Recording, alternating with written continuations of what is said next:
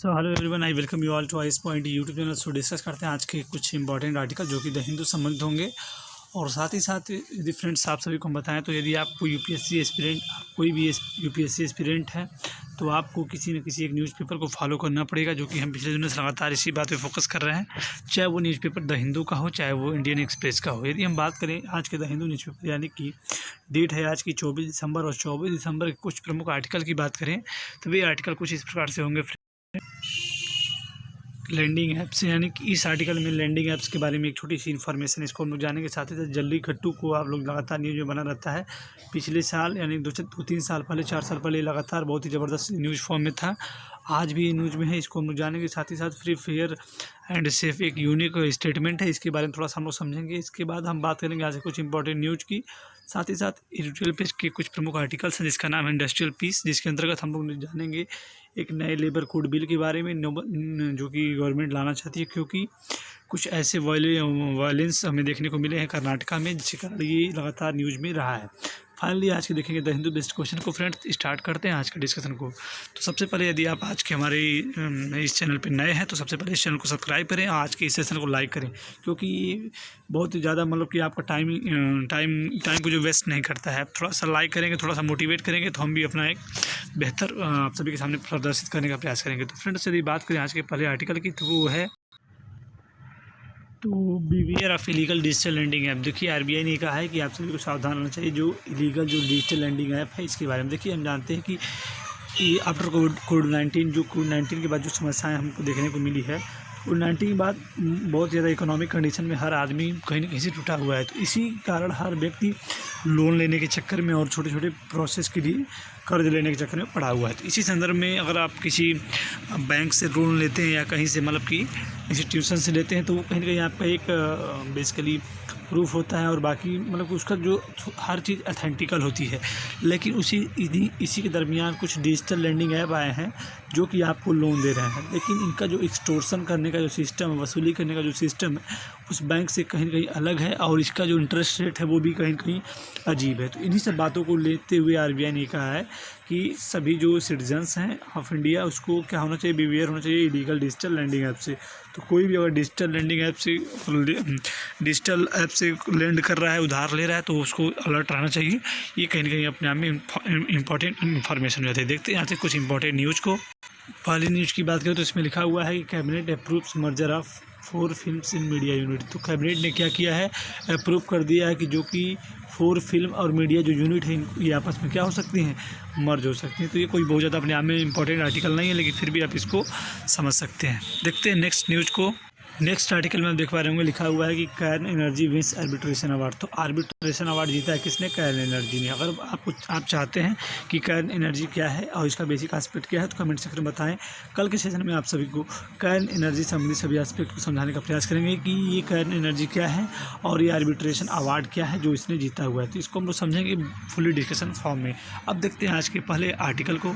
बात करें यदि आज के पहले आर्टिकल की तो इसमें लिखा हुआ है the tight proof between the production industrial piece. देखिए ये जो आर्टिकल आया हुआ है बेसिकली पिछले दिनों 2-3 दिन पहले हमने डिस्कशन किया था कि जो कर्नाटका में जो एप्पल की एक ब्रांच थी, यानी कि जो आईफोन बनाने वाली जो कंपनी की ब्रांच है, उस ब्रांच में क्या हुआ था, प्रोटेस्ट हो रहा था। कुछ मजदूर जो कि प्रोटेस्ट कर रहे थे, और इस प्रोटेस्ट के दरमियान वो क्या मतलब अपनी सैलरी को लेकर कई महीनों से उनकी सैलरी जो है सट थी, बंद थी, और भी बहुत सारे सैलरी को इन्हेंस करने की बात, और भी बहुत सारे मुद्दे थे जिसके लिए प्रोटेस्ट हो रहे थे। तो इसी प्रोटेस्ट के दरमियान वायलेशन देखने को मिला है, और इस वायलेशन को देखते हुए इतने वायलेशन हो कि उस पूरी कंपनी में तोड़ फोड़ किए गए उन मजदूरों के द्वारा, जिसके कारण कंपनी के अकॉर्डिंग ये कहा गया कि लगभग 437 करोड़ का जो है टोटल नुकसान उस कंपनी को हुआ है। तो इसका जो एक प्रकार का इकोनॉमिकल जो इम्पैक्ट है ग्लोबल लेवल पे वो क्या इंडिया के ऊपर पड़ रहा है, ये बेसिकली बात इस पूरे आर्टिकल में देखने को मिलती है। क्योंकि हम जानते हैं कि जो हमारा India make in India project के तहत, यानी मेक इन इंडिया के प्रोजेक्ट के तहत,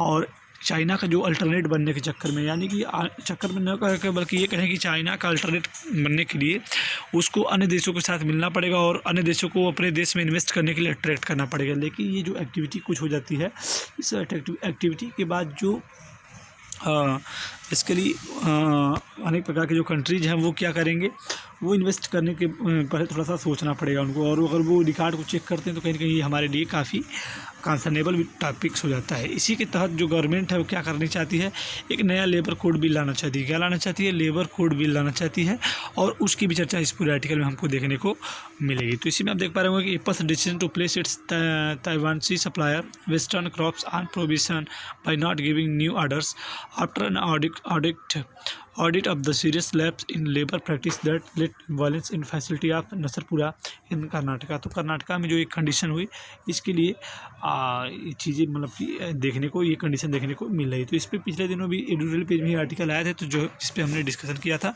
तो आपको सिर्फ इतनी इन्फॉर्मेशन ये निकालनी है। ये मेंस बेस्ड क्वेश्चन है, आईआर के दृष्टिकोण से ये क्वेश्चन आपके लिए इंपॉर्टेंट हो जाता है, क्योंकि इससे हमारे इंटरनेशनल रिलेशन पे क्या प्रभाव पड़ेगा, इन सब चीज़ों को भी हम लोग एक बढ़िया से कोट करके इसी का एग्जाम्पल देके लिख सकते हैं। देखते हैं फ्रेंड्स नेक्स्ट आर्टिकल को।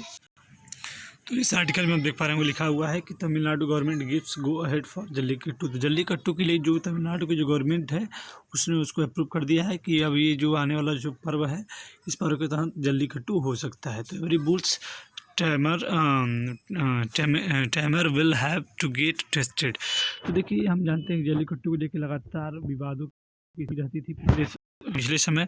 अगर बात करें जल्लीकट्टू के आरंभ होने की, इसमें निजमाने की, तो 2014 एक ऐसा साल रहा जिस पे सुप्रीम कोर्ट ने जल्लीकट्टू पर पूर्णतः क्या कर दिया था, अब प्रतिबंध लगा दिया था। इसके बाद इस प्रतिबंध को हटा दिया गया, लेकिन जल्लीकट्टू के अंतर्गत हम जानते हैं कि जो वहाँ का मतलब कि एक प्रकार से कहें कि जो एनिमल को संरक्षित करने वाली जो कुछ संस्थाएँ हैं, उन संस्थाओं के द्वारा इस पर मतलब कि एनिमल वायलेशन का बातें की गई, जिसके कारण सुप्रीम कोर्ट ने इस पर मतलब कि रोक लगा दी गई थी। इस खेल में रोक लगा दी गई।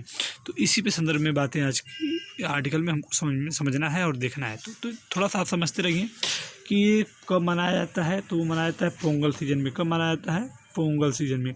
और 4 दिनों का त्यौहार चलता है, जिसमें तीसरे दिन इस त्यौहार को मतलब कि इस खेल को खेला जाता है। तो 4 दिन के इस त्यौहार में जब इसका तीसरा दिन आता है, तो उसमें इस खेल को खेला जाता है पूरे तमिलनाडु में। तो Tamil Nadu government has permitted to jallikattu to be held across the state during the coming Pongal season. जो आने वाला कमिंग पोंगल सीजन है, उसके लिए वहाँ की जो तमिलनाडु गवर्नमेंट है उसने परमिट कर दिया है कि जल्लीकट्टू को आप सभी लोग खेल सकते हैं। तो यही चीज़ें थोड़ा सा इस पर रिस्ट्रिक्शन भी होनी चाहिए, हो भी रही है कोविड-19 को देखते हुए, इस पेंडेमिक को देखते हुए। तो इन्हीं सब बातों का डिस्कशन बेसिकली इस आर्टिकल में है। तो आई होप आप सभी को ये समझ में आया होगा।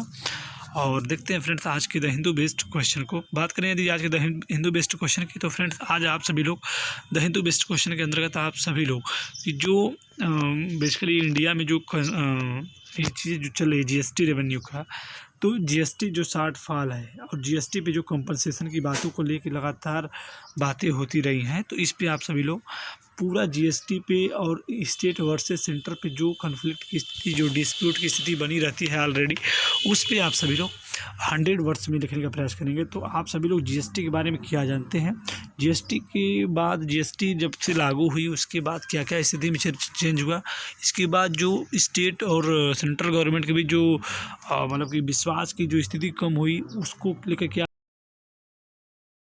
कितना कंपनसेशन भरना था, इन सभी बातों का जिक्र करते हुए 100 वर्ड्स में उसको लिखने का प्रयास करेंगे। तो आई होप आज का सेशन आप सभी के लिए हेल्पफुल रहा होगा। तो आज के सेशन में इतना ही। अगले दिन फिर मिलेंगे, तब तक के लिए बाय बाय, नमस्कार और धन्यवाद।